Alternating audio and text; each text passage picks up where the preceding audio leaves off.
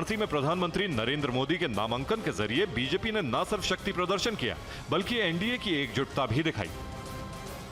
आज बहुत ही खुशी का दिन है, ऐतिहासिक दिन है कि आदरणीय प्रधानमंत्री मोदी जी के नामांकन कार्यक्रम में हमें शामिल होने का मौका मिला। 2014, 2019 के सब रिकॉर्ड टूटेंगे, 2024 में बड़ा रिकॉर्ड बनेंगे और मोदी जी फिर एक बार प्रधानमंत्री होंगे और 400 पार का आंकड़ा पार हो जाएगा। हम लोगों का सौभाग्य का दिन था कि हमारे नरेंद्र मोदी भारत के प्रधानमंत्री जी का नामांकन के अवसर पर यहाँ पर आए थे। हम लोग सब भगवान से प्रार्थना किया है और उनके लिए सुंदर भविष्य की कामना किया है कि उनका जो कॉल है ये अब की बार 400 पार करेंगे और भारत का तीसरी बार प्रधानमंत्री बने। और जिस तरीके से पूरा गठबंधन आज एक साथ है, यही हम लोग की ताकत भी है, हम लोग की एकजुटता।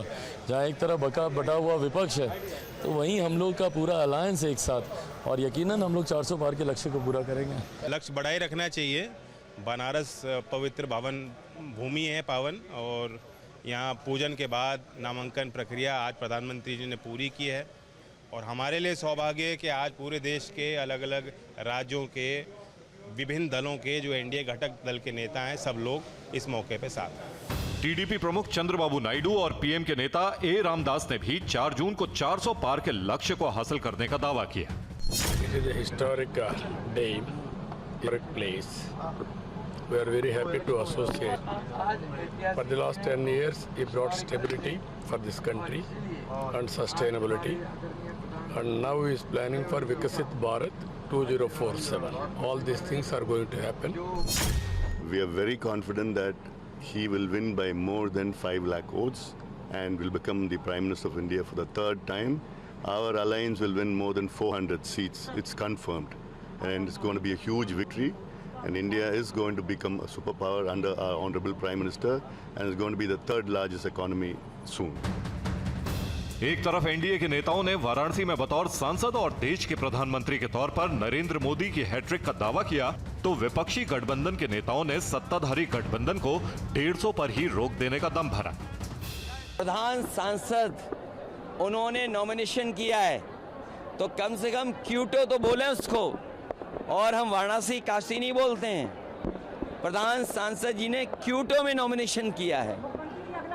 जो लोग क्यूटो के विजन को धोखा दे करके, जो क्यूटो का विजन दे करके जनता का वोट ले लिए, जनता उन्हीं को तरसा देगी क्योंकि क्यूटो नहीं बना है। इंडिया गठबंधन मुस्लिम परस्त होने का आरोप लगा रहे हैं। वो लोग कह रहे हैं जो आत्मतुष्टिकरण में व्यस्त हैं, जो मनमर्जी हैं, जो मन की बात कहते हैं, जो 140 करोड़ लोगों की बात नहीं सुनते, जो संविधान की बात नहीं करते, वो सबसे बड़े आत्मतुष्टिकरण वाले लोग हैं।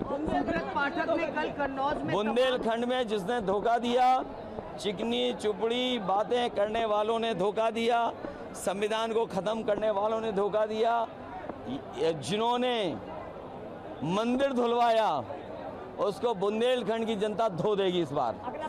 इस संविधान की रक्षा कर रहे हैं, अंबेडकर जी की संविधान की, महात्मा गांधी की संविधान की, लोहिया जी की संविधान की। और बीजेपी, आरएसएस, नरेंद्र मोदी इस किताब को खत्म करना चाहते हैं, नष्ट करना चाहते हैं, फाड़ के फेंक देना चाहते हैं। 10 साल का कोई हिसाब नहीं दिया, आगे 5 साल क्या करेंगे इसका कोई हिसाब नहीं दिया। रोड शो कर रहे हैं, रोड पर जो है लोड डाल दे रहे हैं, बेरोजगारी का, तानाशाही का, झूठ का, जुमलों का। जनता जवाब देगी। जाहिर है पक्ष और विपक्ष के अपने अपने दावे हैं, लेकिन बीजेपी की चुनावी तैयारी कितनी पुख्ता और दुरुस्त है, ये एक बार फिर वाराणसी में प्रधानमंत्री के नामांकन से भी नमूदार हुई। यहां तक कि नरेंद्र मोदी के नामांकन के प्रस्तावकों का चुनाव में भी राजनीतिक अंकगणित नजर आया।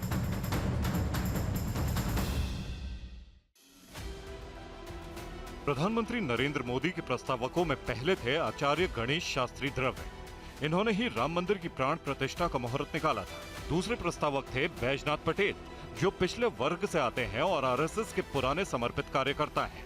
तीसरे प्रस्तावक थे लालचंद कुशवाहा, ये भी पिछड़े वर्ग से आते हैं और बीजेपी के स्थानीय नेता हैं। चौथे प्रस्तावक थे संजय सोनकर, जो अनुसूचित जाति वर्ग से आते हैं और वाराणसी में बीजेपी के जिला महामंत्री हैं। राम मंदिर के भूमि पूजन से लेकर प्राण प्रतिष्ठा तक के शुभ मुहूर्त निकालने वाले आचार्य गणेश्वर शास्त्री द्रविड़ नरेंद्र मोदी के नामांकन दाखिल करते वक्त जिला निर्वाचन अधिकारी के दफ्तर के अंदर मौजूद थे। गणेश्वर शास्त्री इसी साल 22 जनवरी को अयोध्या में राम मंदिर की प्राण प्रतिष्ठा के वक्त गर्भगृह में भी प्रधानमंत्री के साथ मौजूद थे।